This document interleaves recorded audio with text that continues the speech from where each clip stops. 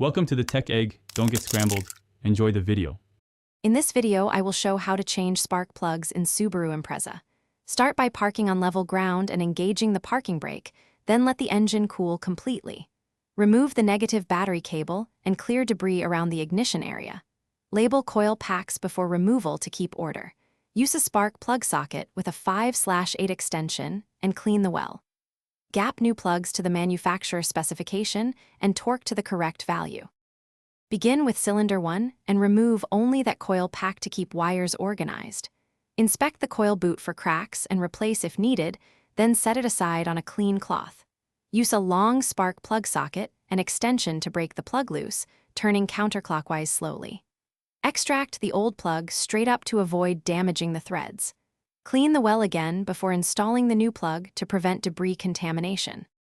Carefully gap each new plug if needed and hand thread into the head to ensure proper engagement.